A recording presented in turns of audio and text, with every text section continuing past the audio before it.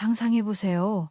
아내가 우리 딸 생일인데도 워크샵이라며 외박을 하고 알고 보니 상간남과 호텔에서 사랑을 속삭이는 그 배신의 순간을. 안녕하세요. 얼마 전까지 눈뜬 장님이었던 40대 초반 남자입니다. 설마 나한테 이런 일이 생기겠어 하는 마음으로 살다가 막상 그런 기함할 일이 제게 일어나고 나니 마치 큰 교통사고를 당한 듯 충격이 오래가더군요. 그래서 마음이나마 정리해 볼 겸 이렇게 사연을 보냅니다. 저는 반도체 회사를 다니는 평범한 직원으로 조금 특이점이 있다면 출장이 잦다는 거였습니다. 출장지는 주로 중국이나 베트남 등 멀지 않은 아시아권 나라들이었죠. 짧게는 며칠 길면 몇 달을 타국에 나가 있어 딸과 아내 둘만 집에 남겨두는 일이 잦았습니다.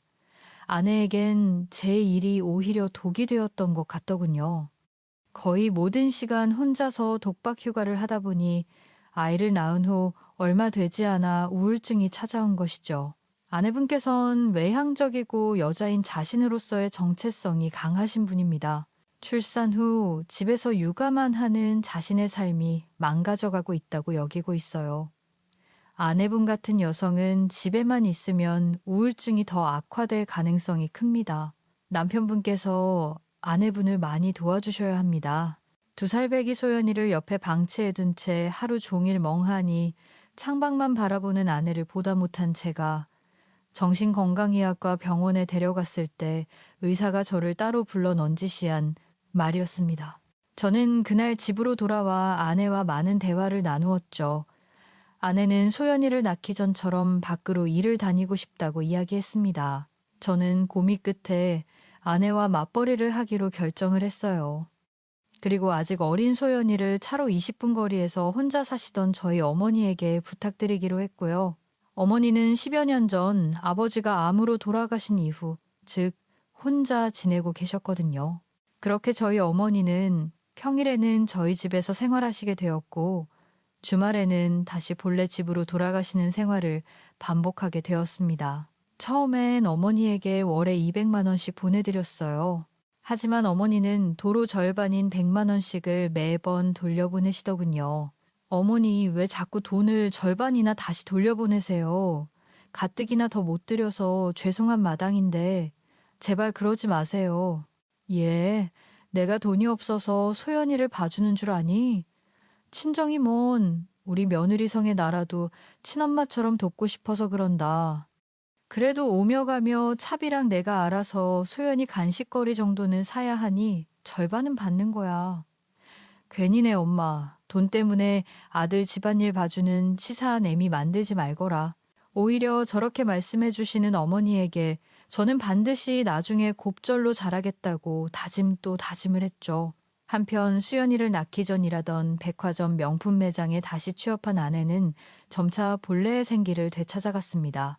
몇 번 아내가 일하는 곳에 놀러 갈 겸 찾아간 적이 있었는데 백화점 직원들 중 그 누구보다도 상냥하고 친절한 미소로 손님들을 응대하고 있더군요. 집에만 있던 때와는 다르게 아내는 정말 반짝반짝 빛이 났습니다. 그리고 우리 딸 소연이 또한 무탈하고 밝게 무럭무럭 자라주었죠. 그러던 어느 날 퇴근하고 집으로 돌아가니 아내와 어머니가 언쟁을 하고 있더군요. 어머님 수연이 옷 비싼 거라고 세탁기 빨지 말고 드라이클린이 맡겨달라고 말씀드렸잖아요. 내가 다 세탁법 일일이 보고 세탁기에 돌려도 되는 옷이라 돌린 거야. 어머님 드라이클리닝 권장이라고 여기 표기되어 있잖아요. 소연이가 듣는다 목소리 좀 낮추지 못해. 그리고 이미 몇 번이나 세탁기 돌렸는데도 멀쩡했다. 평소에 이 옷이 세탁기에 돌아가는지 세탁소에 맡긴 건지 관심도 없던 내가 살림에 대해 나보다 더 잘 안다는 거니? 몰라요. 여태까지 운 좋게 멀쩡했나 보죠. 이웃 잘못돼서 망가지면 어머님 탓이에요, 진짜. 현관을 들어서며 무슨 일인가 싶어 조용히 귀를 기울여 봤더니 글쎄 아내의 말투가 도가 지나친 게 아니겠어요. 아무리 저희 어머니가 친정엄마처럼 아내를 편하게 대해줬다고 한들 어머니에게 저게 무슨 막대 먹은 말인가요? 당신 지금 어머니한테 그게 무슨 말버릇이야. 여보, 언제 왔어요? 아니, 소연이 내가 큰맘 먹고 산 건데 어머님이 조용히 못해 이미 몇 번이나 세탁기 빨았는데 문제 없었다잖아. 그리고 당신 어머니가 항상 아무 말 없이 해주시니까 소연이 봐주시는 것도 모자라서 집안일까지 해주시는 게 당연해 보여. 매번 감사하다고 인사를 해도 모자랄 판에 뭐 다 어머님 탓이에요? 당장 사과드려.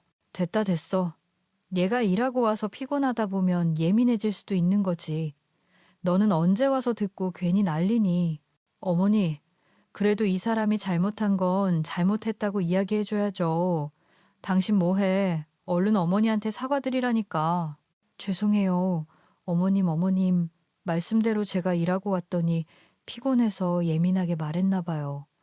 그래도 어머님, 저 옷은 드라이클리닝이 맞아요. 당신 정말 그만됐다니까? 성에도 죄송하다고 하잖니. 너도 목소리 낮춰라. 버릇 없는 건 내 앞에서 언성 높이는 너도 똑같아. 저녁 차려놨으니까 둘 다 씻고 와서 밥이나 먹어들. 분명 아내의 잘못이 분명한데 어머니는 그런 아내를 감싸주셨습니다. 하지만 이런 일은 그날뿐만이 아니었어요. 그날을 시작으로 이런 일이 몇 번이나 반복되기 시작했죠. 그럴 때마다 저는 아내에게 화를 냈고 어머니는 아내를 오히려 두둔해 주었습니다. 아내를 감싸주던 건 어머니뿐만이 아니었습니다. 아빠 엄마는 직장에서 하루 종일 웃고 있느라 집에 오면 일할 때 못 낸 짜증을 더 부리는 거야. 나는 이해하는데 그래도 할머니한테는 그러지 말라고. 내가 엄마한테 나중에 잘 얘기할게 알았지. 그러니까 엄마한테 너무 뭐라고 하지 마. 이게 9살 딸아이 수연이의 입에서 나온 말입니다. 믿겨지시나요? 어머니와 딸이 아내를 감싸니 오히려 화를 내는 제가 더 무안해지더군요. 어머니와 소연이 저 셋 중 제가 제일 미성숙한 인간이 된 느낌이었어요.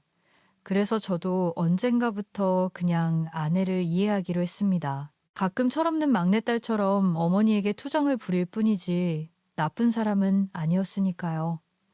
그렇게 시간이 흐르고 소연이는 10살이 되었습니다. 그때 저는 한 달간 베트남으로 출장을 간 전후였습니다. 출장을 마치고 집에 돌아온 다음 날이 마침 소연이의 10번째 생일이었죠. 수연이의 생일날 아내는 매니저로 진급이 될지도 모른다는 소식을 신이 나서 제게 전하곤 출근을 했습니다. 저는 피로를 풀 겸 회사에 하루 연차를 했었죠. 오랜만에 늦잠을 잔 저는 오후에 느지막이 일어나 하교하는 소연이를 데리러 갔습니다. 전날엔 너무 늦은 밤에 귀국을 한 터라 잠든 소연이 얼굴밖에 보지 못했거든요. 그런데 한 달 만에 저와 마주한 소연이는 뭔가 달라 보였어요. 아빠 오셨어요. 평소였다면 하굣길에 발견한 저를 보고는 아빠 하며 달려와 신나게 안겼을 텐데 그날은 왜인지 쭈뼛대며 제게 존댓말을 하더군요. 그래, 아빠 오셨다. 우리 예쁜 소연이 오늘도 학교에서 공부 열심히 했어. 한 달 동안 아빠 안 보고 싶었고. 물론 그때 한 달 만에 본 내가 어색한 건가 벌써 사춘기인가 싶어 대수롭지 않게 넘겼죠. 그리고 그날 저녁이었어요. 어머니는 아내 퇴근 시간에 맞춰 소연이의 생일상을 차렸고 우린 식탁에 앉아 아내를 기다리고 있었습니다. 그런데 아내는 평소보다 퇴근 시간이 1시간이 지났는데도 집에 오질 않았어요. 저는 어디쯤인가 싶어 아내에게 전화를 걸었죠. 여보세요. 소연 엄마 오고 있어. 어디쯤이야? 아, 여보. 정말 미안한데 나 매장에 일이 생겨서 좀 많이 늦을 것 같아. 그래, 많이 늦는 거야. 애 생일인데 못 빼는 일이야. 대신할 다른 사람은 없고, 나 좀 있으면 매니저로 진급할 수도 있을 것 같다고 했잖아. 이럴 때일수록 더 나서서 열심히 해야지. 그래도 오늘 오랜만에 다 같이 모여서 식사하는 건데, 게다가 우리 소연이 생일이고. 미안해. 여보 소연이한테도 미안하다고 전해줘. 나 기다리지 말고 알았지. 어머니께도 죄송하다고 꼭 전해줘요. 아내가 전화를 끊은 후 소연이의 표정은 시무라크해졌어요. 저는 애써 웃으며 소연이를 다독여줬죠. 어머니 또한 저를 거들어 주셨고요. 엄마가 워낙에 능력이 좋아서 회사에서 엄마만 찾나 보다 그치. 우리 먼저 생일 축하 노래 부르고 밥 먹자 소연아. 그래 우리 애기? 배고프겠다. 할머니가 수연이 좋아하는 갈비찜 했어. 맛있겠지. 얼른 촛불 끄고 씻기 전에 먹자. 평소에 소연이었다면 오히려 자기가 더 나서서 역시 우리 엄마는 능력자라며 더 뿌듯해하고 제 엄마를 두둔했을 텐데 그날은 결말이 없더군요. 아니, 오히려 평소와는 다르게 고집을 부렸죠. 엄마 기다릴래요? 엄마 오면 같이 촛불 끌 거예요. 밥도 먹지 않고 무조건 엄마를 기다리겠다는 소윤이는 보통 말려지지가 않더군요. 평소 그러지 않던 애가 한번 고집을 부리니 저도 어머니도 어쩔 줄 몰라 했습니다. 결국 우리 세 사람은 차린 음식 위로 식탁보를 덮어두고 아내가 퇴근하기를 기다리기로 했죠. 하지만 시간이 흘러 음식이 차게 식고 시간이 11시 반이 될 때까지 아내는 오지 않았습니다. 소연nem이 아직도 안 왔니? 방에서 잠시 눈을 붙이겠다며 들어가셨던 어머니도 어느새 잠에서 깨어 나오셨죠. 네, 많이 바쁜가 보네요. 전화 한번 해보지 그러냐. 소연이가 저렇게 기다리는데 이미 해봤는데 안 받더라고요. 전화를 한 통 더 해볼까 싶었지만 오죽했으면 소연이 생일인데도 이 시간까지 못 들어올까 싶어 방해가 될까봐 저는 휴대폰을 들었다 도로 내려놓았죠. 그때 소연이가 대뜸 울음을 터뜨렸습니다. 아니 소연아, 엄마가 생일을 안 챙겨준 게 그렇게 서러웠어. 생전 아니라도 나아가 왜 이런다니. 소연아, 울지 말거라. 뚝 가자네. 엄마고 들어올 거야. 이 할미가 안아줄게.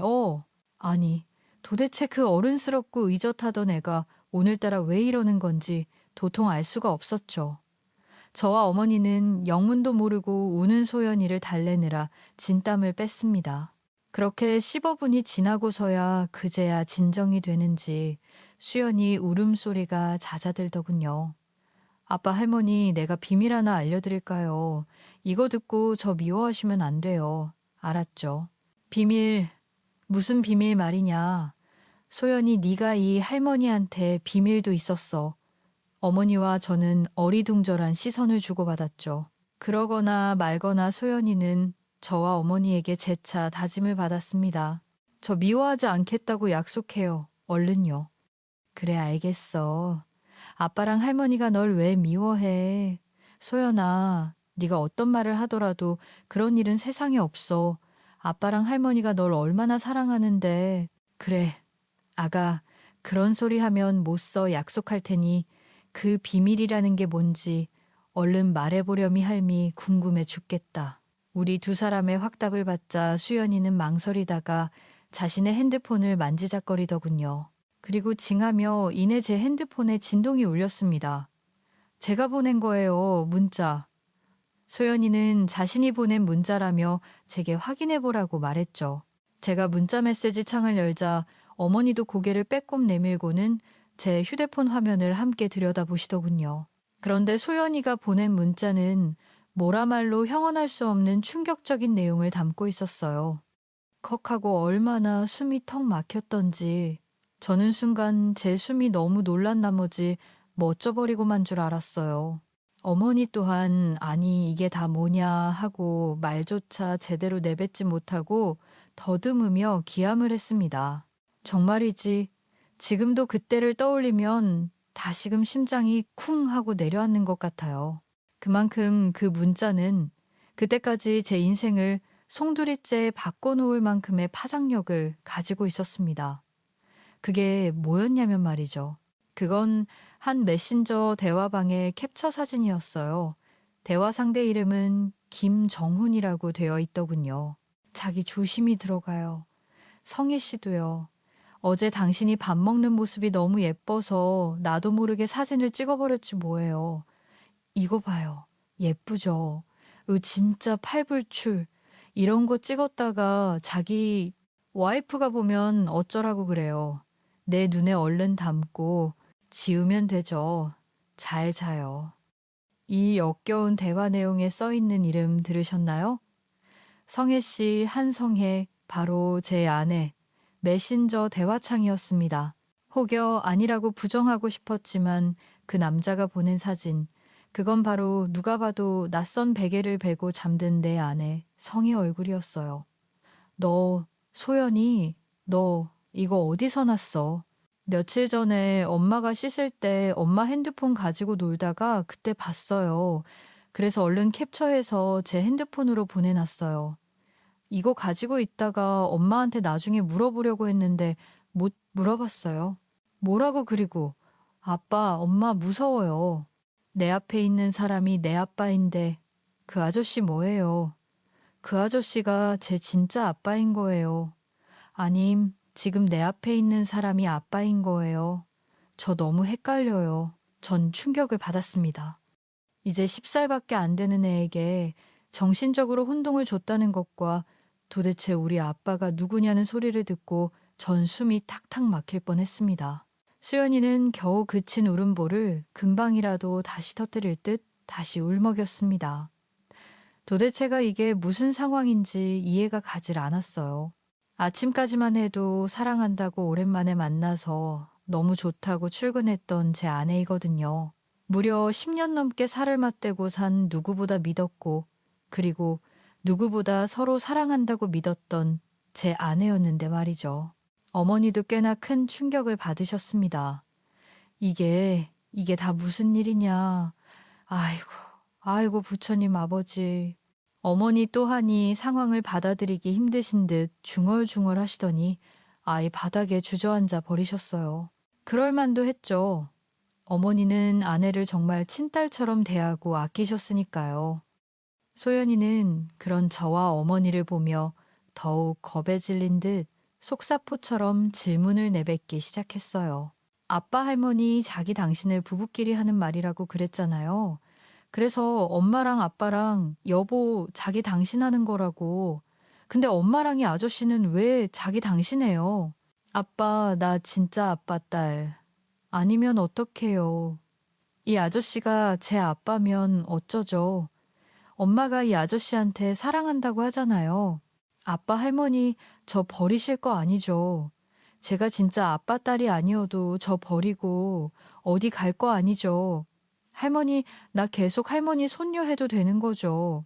거의 울부짖음에 가까운 소연이의 말을 들으니 그제야 잠시 나갔던 제 정신이 도로 돌아오더군요.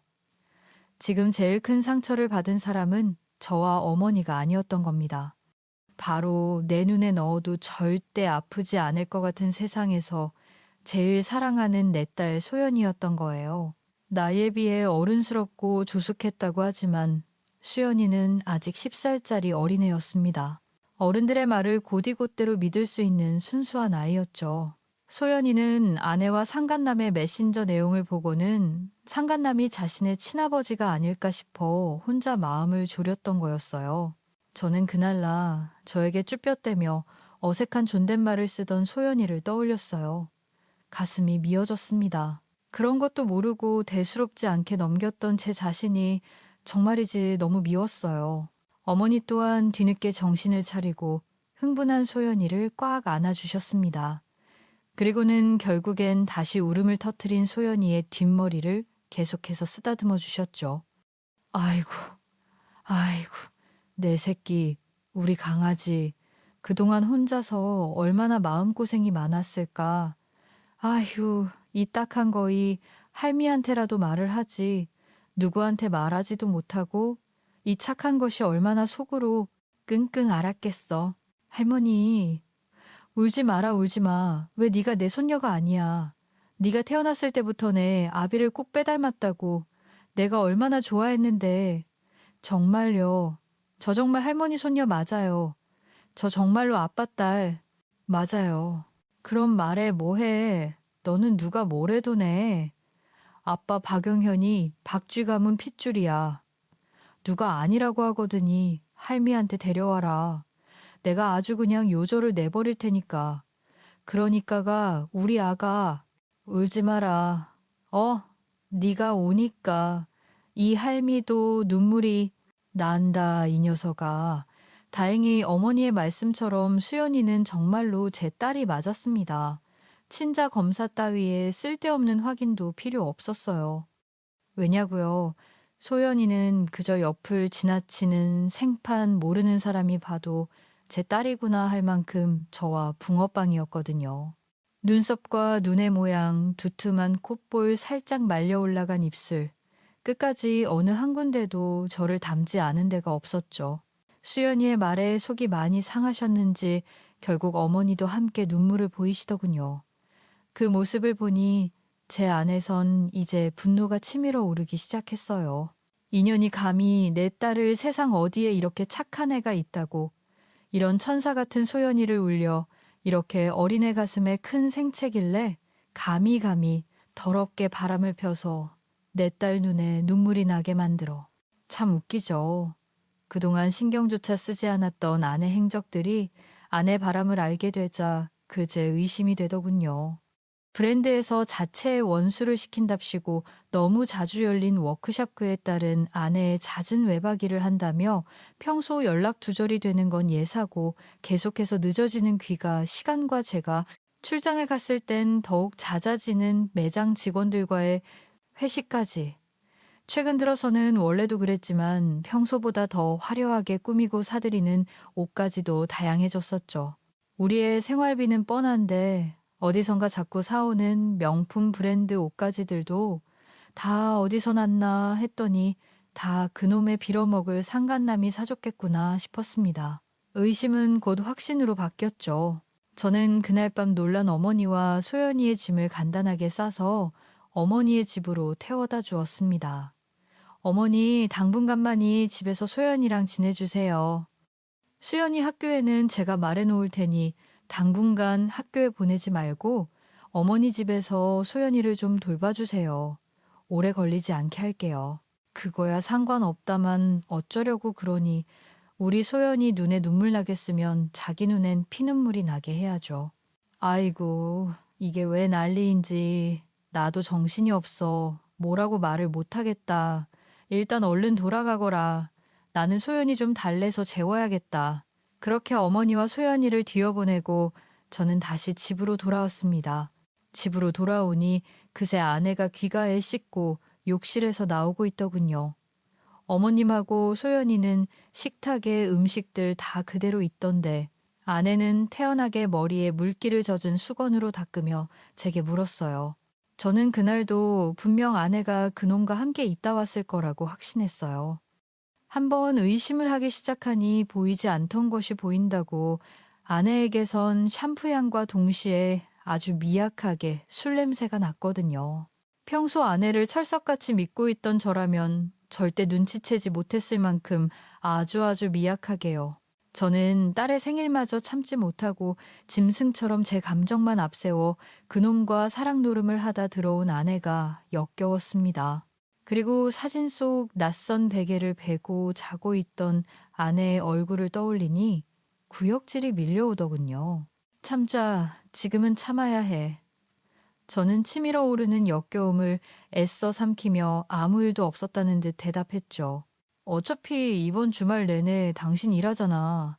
나도 이번 출장은 너무 고돼서 어머니한테 이번 주말만 수연이 좀 어머니 댁에서 봐달라고 부탁해놨어. 집에서 아무것도 안 하고 푹 좀 쉬려고. 음식은 덜어가서 어머니 집에서 먹었어. 식탁의 음식들은 내가 내일 치울게. 그래, 케이크도 그대로 있던데 어머니가 케이크를 또 사놓으셔서 그걸로 축하 파티했어. 저건 다음에 먹으면 되지 뭐. 그랬구나. 아무튼 웬일이야. 당신 정말로 힘들었나 보네. 평소엔 소연이랑 노는 게 휴식이라고 쉬는 날에 절대 안 떨어져 있으려고 하더니 어디 사랑하는 우리 남편 얼굴 좀 보자 주름이 얼마나 들었나. 다른 놈과 놀아나고 집에 돌아와서 제게 사랑을 속삭이는 모습이라니 참으로 가증스럽더군요. 저는 일찍 누워 잠든 척을 했고 다음날 아내가 출근하자마자 미리 알아둔 흥신소에 연락해 아내와 상간남에 대해 사사지 조사해달라는 의뢰를 맡겼습니다. 그리고 아내는 그 주에도 회사 워크숍이 있다며 뻔뻔하게도 2박 3일 동안 집을 비우더군요. 소연이가 어머니 집에 왜 갔는지는 제게 물어보지도 않고요. 그리고 얼마 지나지 않아 흥신소에서 연락이 왔습니다. 흥신소 직원들이 제게 건네준 자료를 넘기다 보니 아주 기가 차더군요. 상간남은 아내와 나눈 메신저 대화에서도 나와 있었듯 멀쩡한 가정이 있는 유부남이었어요. 골프용품점을 운영한다는 그놈은 아내가 일하는 명품 매장의 VIP 손님으로 8개월 전 아내와 처음으로 바람을 피기 시작했답니다. 아내 상간남이란 그놈 아주 한심한 놈이더군요. 제 손으로 이룬 건 하나도 없고 조금 반반한 얼굴로 꼬신 와이프의 돈을 가지고 가게도 차리고 실컷 불륜도 저지르며 되는 대로 사는 그런 천하의 망난이었어요. 처가의 돈을 펑펑 쓰며 자기 와이프에겐 영업을 하러 골프 라운딩을 다녀야 한다고 둘러댄 채 그동안 제 아내와 이곳저곳 놀러 다녔던 겁니다. 만날 거면 제대로 된 놈이나 만날 것이지 싶은 마음이 들었다가 그건 아주 잠시뿐이었어요. 바람을 피우는 놈이나 그런 놈의 사탕 발림에 넘어간 제 아내나 똑같은 연놈들이란 생각이 들었거든요.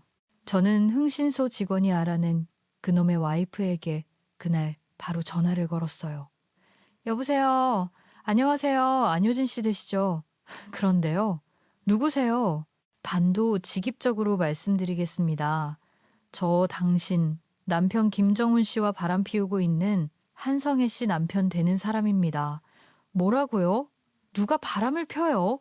백남편분과 제 아내가 8개월 동안 바람을 피우고 있었습니다. 안효진 시댁에서 차려주신 그 골프용품점에서 본 돈, 그리고 안효진 씨가 만들어준 신용카드로 제 아내에게 명품 옷이니 가방이니 펑펑 사다 바쳤더군요. 김정은 씨, 요즘 들어 영업한답시고 라운딩 자주 나가지 않던가요? 제 아내는 그렇게 회사 워크샵, 회사 모임에서 가는 여행이 많아지더군요. 안효진 씨 남편분에게 농락당하고 계신 거예요. 저처럼요. 당신, 지금 당신이 무슨 말을 하고 있는지 알아요? 지금 하는 말 전부 다 책임질 수 있어요. 증거라면 얼마든지 가지고 얘기하고 있는 거예요. 증거들은 다 가지고 있어요. 원하시면 만나서 전부 보여드릴 수 있습니다. 일단 만나서 얘기하시죠. 크게 놀란 그놈의 와이프는 곧장 제게 만나자고 이야기했어요.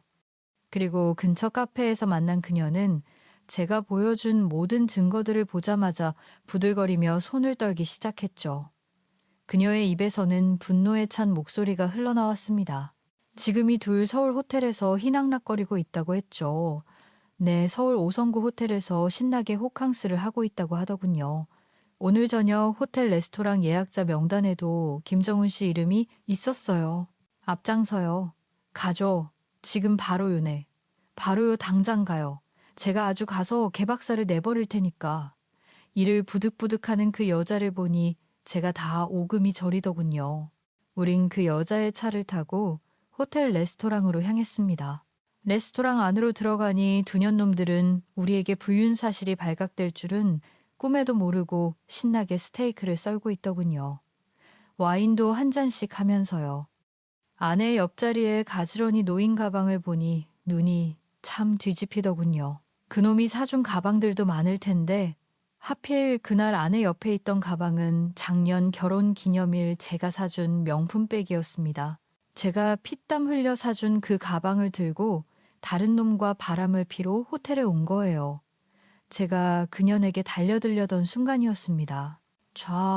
뭐야. 누가? 여보, 그놈의 와이프가 저보다 먼저 발걸음을 멈추지도 않고 성큼성큼 테이블로 다가가 그놈 옆에 있던 와인잔의 와인을 그놈 얼굴에 부어버린 겁니다. 욕지거를 내뱉으려다 제 와이프의 얼굴을 본 그놈의 얼굴은 사색이 되었죠.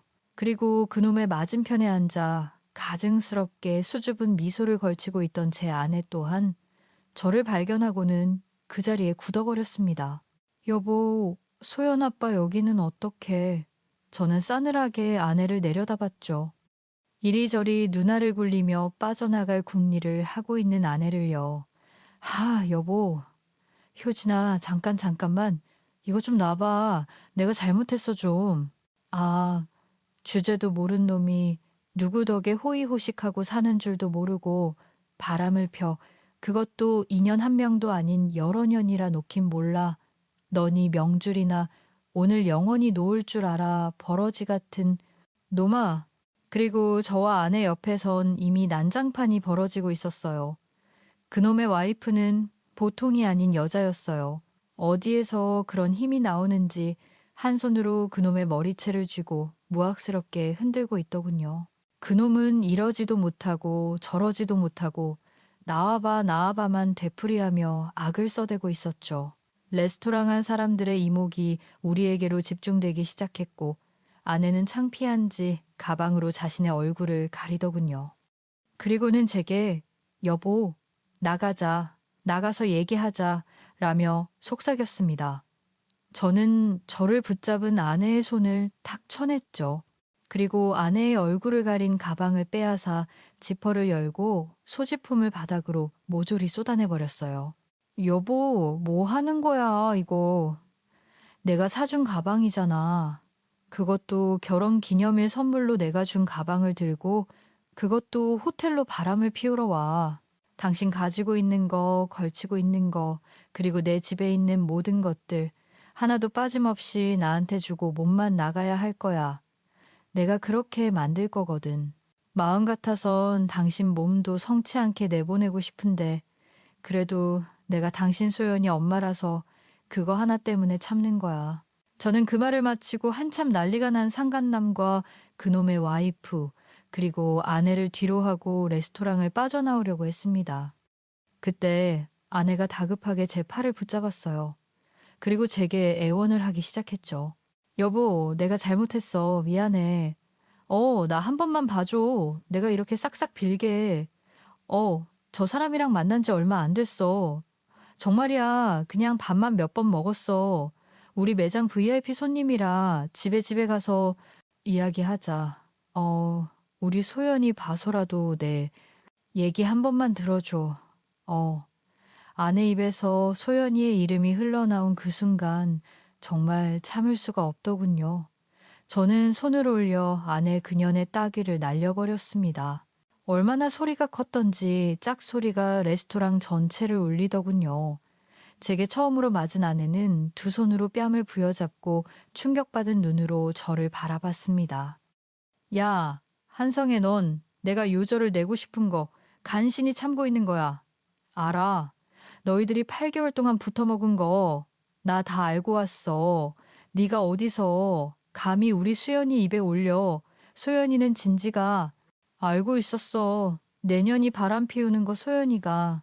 울면서 나랑 어머니한테 자기가 내 딸이 맞냐고 묻더라.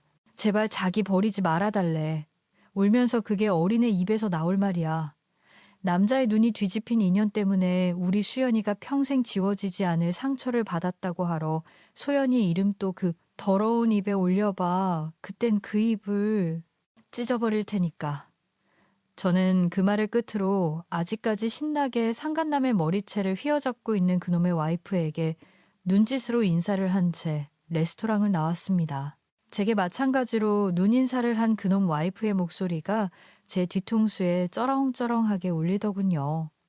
저는 그 상간남은 제 손으로 직접 처리를 하지 않아도 이미 인생 망했겠구나 싶어 마음이 조금 가벼워졌습니다. 그렇게 그 여자와 저 우린 짧은 시간 안에 인간 같지도 않은 그것들을 응징했습니다. 그날 아내는 울며 불며 집문을 두드려댔지만 이미 비밀번호까지 바꿔버린 전 그러거나 말거나 음악을 크게 틀고 못 들은 척 문을 열어주지 않았어요. 아마 조용해진 걸 보니 추위를 못 이기고 어딘가로 갔겠죠. 그리고 다음날 저는 아내 일터로 찾아갔습니다. 여보, 나 용서해주러 온 거야. 아내는 무슨 희망 회로를 돌린 건지 말도 안 되는 소리를 제게 짓거렸어요. 그러거나 말거나 저는 큰 소리로 아내의 상사인 매장 책임자를 찾았습니다. 성혜 씨, 남편분 아니세요? 여긴 어쩐 일이세요? 저는 왜 그렇게 찾으시는지 오랜만입니다. 매니저님 말씀드릴 게 있어서요. 이 사람 이번에 매니저님 후임으로 매니저로 올라갈 것 같다고 하던데 정말인가요? 네, 맞아요. 아마 별다른 일이 없으면 그렇게 확정될 것 같아요. 그 별다른 일, 제가 알려드리려고요. 네, 여보. 지금 뭐 하는 짓이야? 아무리 내가 잘못했어도 그렇지. 여긴 내 직장이야. 그만 못해. 제가 무슨 이야기를 할지 눈치챈 듯 아내는 다급하게 저를 만류했습니다. 어떻게든 저를 억지로 끌어내려고 했죠. 저는 꿈쩍도 하지 않고 매니저에게 말을 이었습니다. 여기 VIP 고객 중에 골프용품점 운영하는 김정훈이라고 있죠. 그놈하고 제 아내하고 불륜 관계입니다. 확인은 그 사람 와이프를 통해서 하든 그놈 골프 용접으로 하든 알아서 하시고요. 철저하게 공사 구분해서 고객으로 관리해야 할 사람을 이런 격식 있는 명품관에서 매니저로 올린다는 게 말이 됩니까? 아니, 매니저를 떠나서 이런 사람은 직원으로도 두면 안 되지. 안 나요. 만약이 사람 여기서 계속 일하게 한다면 저 이 내용 그대로 온라인 커뮤니티에 올릴 겁니다. 손님 꼬셔서 꽃뱀짓을 하고 다닌 여자를 자르지도 않고 그대로 고용하고 있는 브랜드라고요? 여보, 꽃뱀이라니 무슨 말을 그렇게 심하게 해? 매니저님, 저 말들 사실 아니에요. 정말이에요. 아, 이게 무슨 소리지. 한성희 씨, 나 좀 당황스럽네. 아니라는 게 뭐가 아니라는 거야. 저 말들 전부가 다 성혜 씨 남편 거짓말이라고. 아냐, 그게 전부 다 거짓말이라는 소리는 아닌데요. 그쵸? 자기도 양심이라는 게 있으면 제 말이 전부 거짓말이라고는 말하지 못하겠죠. 우물쭈물하며 매니저에게 아무 말도 못하고 있는 아내에게 비웃음을 지어준 뒤 저는 집으로 돌아왔습니다. 집으로 돌아온 전 아내의 이삿짐 센터를 불러 아내의 짐을 싹 빼버렸어요. 강원도 섬마을에서 식당을 하고 있는 제 장인 장모의 집으로 아이폰에 버렸죠. 당연히 영문도 모르고 아내 짐을 받게 된 장인 장모님은 놀라서 아내에게 전화를 했겠죠. 아내는 평소 무척 엄했던 장인어른에게 차마 사실대로 말하지 못했을 겁니다. 왜냐하면 장인어른께서 제게 전화가 왔거든요. 저는 자초지종을 하나도 빠짐없이 장인어른에게 얘기해드렸고 장인어른께서는 말문이 막힌 채 그저 미안하다는 말을 남기고 전화를 끊으셨어요. 두 분 다 참 좋은 분들이셨는데 죄송한 마음이 컸지만 그래도 어쩌겠어요. 두 분께 죄송한 마음은 죄송한 마음일 뿐 수연이에게 평생 안고 갈 상처를 준 아내는 절대 용서할 수 없었으니까요. 당연한 수순으로 아내는 직장에서 잘렸습니다. 인터넷에 글을 올릴 거라던 제 말에 자신에게까지 피해가 올까봐 지레 겁을 먹은 매니저가 직접 제게 연락을 했더군요. 그냥 잘린 것도 아닌 아예 그 브랜드와 백화점의 소문이 퍼져 백화점과 명품과 업계인 두 번 다시 발도 붙이기 어려울 거라는 말을 전하더군요. 자신들의 매장과는 아무런 상관이 없으니 부디 인터넷에 글을 올리지 말아달라는 간곡한 부탁과 함께요. 그 다음 저는 아내에게 이혼 소송을 걸었습니다. 그리고 그 상간남에게도 위자료 소송을 함께 걸었죠. 그리고 아내 또한 상간남의 와이프에게 위자료 소송이 걸렸더군요.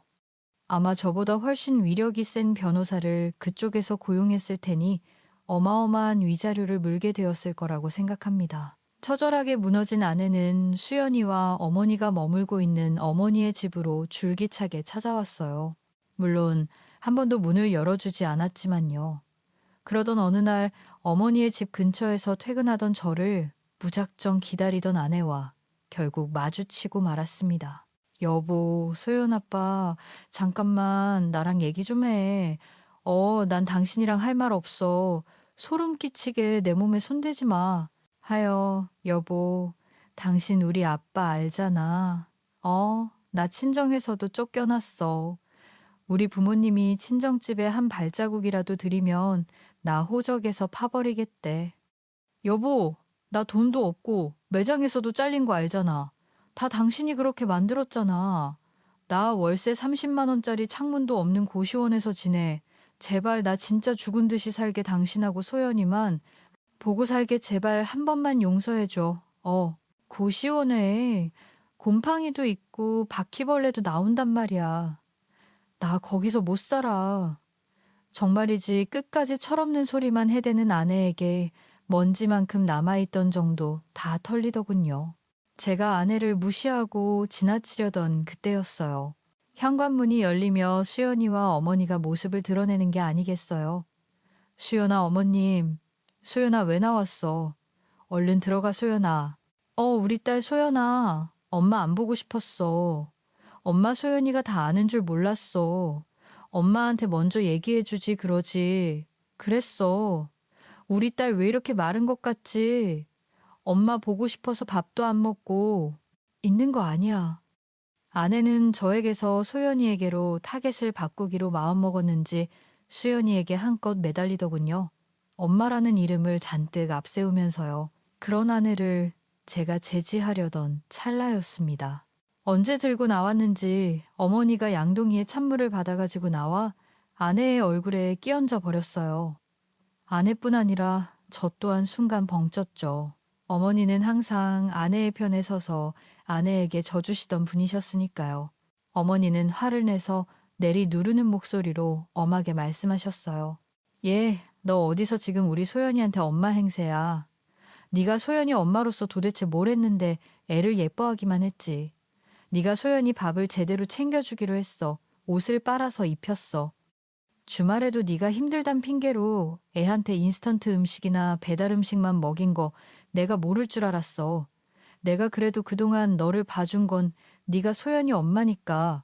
그리고 내 아들, 아내니까 우리 가족으로서 내가 품어서인 거야.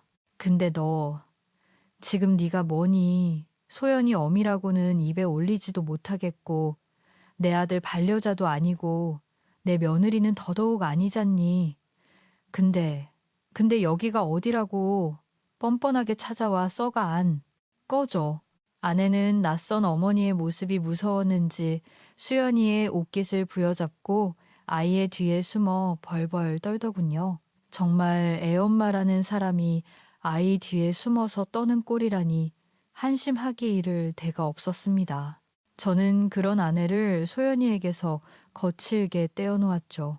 그만 좀 해. 당신 지금 진짜 추한 거 알아. 애 앞에서 이게 무슨 추태야. 저는 빨리 이 상황에서 벗어나게 해주고 싶은 마음뿐이었어요.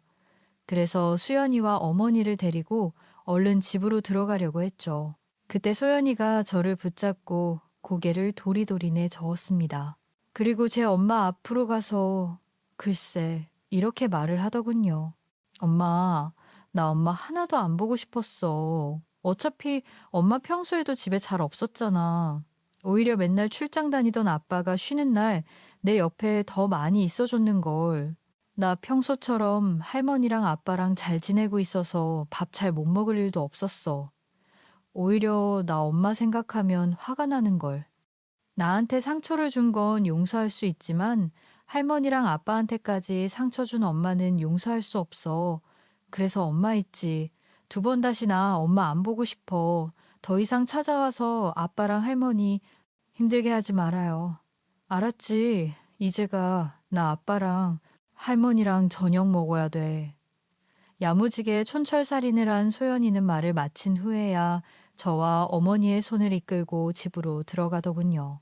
소연이의 손에 이끌려 어머니 집으로 들어가는 동안 아내를 힐끔 쳐다봤습니다.